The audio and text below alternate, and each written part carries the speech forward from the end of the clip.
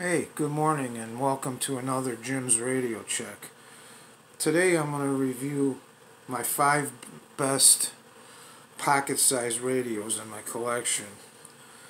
I'm going to start out with the Texan R9012. This is a very nice AM/FM shortwave radio. It has a total of 10 bands. You got FM, medium wave, and short wave 1 through 10. So actually there's 12 bands. You got your nice carrying strap here. On the side you got your volume control, headphones, and a jack to plug in a wall plug. On the other side here you got your tuning wheel and your on and off switch. This radio I've been on the fence about for a while. I like it, I don't, and then I like it. So I decided I like it actually. Got a nice little kickstand there and a decent sized antenna. This radio does quite well on AM and FM. Shortwave it's decent, especially if you hook up a wire to it. So you could pick this radio up somewhere around $20, I believe, on Amazon. But a great radio for a beginner. Built really solid, sounds decent, it's got a nice size speaker. But yeah, not a bad radio. Coming in at number 4, we have the Radio Shack. What is this? 12556. Just an AM/FM radio. Nice size speaker, sounds well, decent antenna. Really good AM DXer at night. Let's see here. You got your on and off switch on the side there. Of course, your carrying strap. Tuning wheel, AM/FM switch, and a headphone jack. Yeah, I like this radio a lot. You could still get it through the Radio Shack website for approximately $20. Decent pocket radio, receives well, like I said, and can't go wrong for $20. Let's go to number 3 here. Number 3 is the Grundig Edition, Mini Edition radio. It's got AM/FM and 2 bands of shortwave. You got your selection switch on the side here for AM/FM and shortwave and all that. And on the other side you got a tuning wheel and a volume control.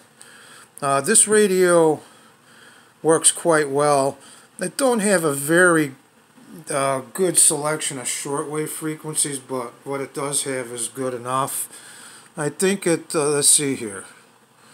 It goes from 540 or 550 to 1040, or no, 10 to 10,000 on shortwave 1, and then 1165 to 18 on shortwave 2.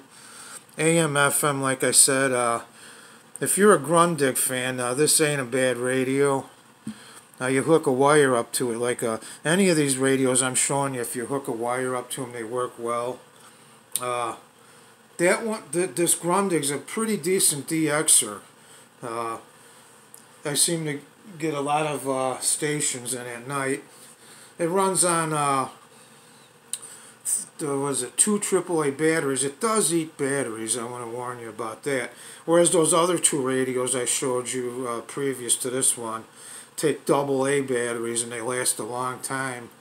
But yeah, all in all, man, this is a decent little radio, but it's a little expensive. I mean, I think it goes for around $30 to $35 on Amazon, but it's real small, compact, great to throw in your pocket if you're going somewhere. Not bad. This one comes in at number 3. Number 2, one of my favorite radios, the Thibodeau V115. AM, FM, shortwave. Let's see, what's the band spread on this one? I'm not really sure. It's 4 something to 21 or 22, something like that. You got AM, FM. It's also an MP3 player recorder, so you could put a chip in the side and it record for you. I do hear a lot of complaints about the shortwave, especially when you just use the regular antenna. If you hook a wire antenna up to it, it's awesome on shortwave. On FM, it sounds really good. AM's decent. I do get a lot of DX stations on AM at night. Got about, I don't know, looks like about maybe an inch speaker. Made quite well. It runs off of one of those USB cables, or you could charge the battery with that. You got a couple different shortwave bands here. You could scan. You could do a scan. Like here, push this button here, and it does a scan, and it'll pick up all the channels that it can receive. You know. Let's see. Like I say, AM, FM. It on a full charge, it'll play for quite some time. So, like I say, just use one of those USB cables, and it don't take any other kind of batteries or nothing. So, yeah, that's a really good shortwave AM, FM radio. I like it a lot. You could pick it up for around $22. So I would highly recommend it. That's a good beginner shortwave radio too. But I put a microchip in there, and I've got a bunch of music on there, so you could record right off the radio. You could plug another device, an input to it, and record off of that. So yeah, I highly recommend this radio. I would definitely purchase it. My number one radio is the Sony. What is this? I think it's the PL. What the heck is it? Oh, here. It's the PCF. No, it's the ICF P26 AM FM radio. Now, this radio you could pick up for under $20 at like Walgreens or Walmart or any of them stores. Pretty much the only radio Walmart's got on its shelf. It's AM, FM. Just a stellar receiver, man. An AM, you just get tons of DX at night. Sounds good. Real solidly built radio. And you put two AA batteries in it, and they'll last a long time. They say you get 100 hours, but I think you get way more than that. Yeah, that's a definitely good pocket radio to have in your collection. One of the best. So, yeah, I would give that some high marks, and for like $18, you can't go wrong. So, see, what do we got here? We got a nice AM, FM readout up there on top. You got a tuning light, a battery light to tell you how good your batteries are.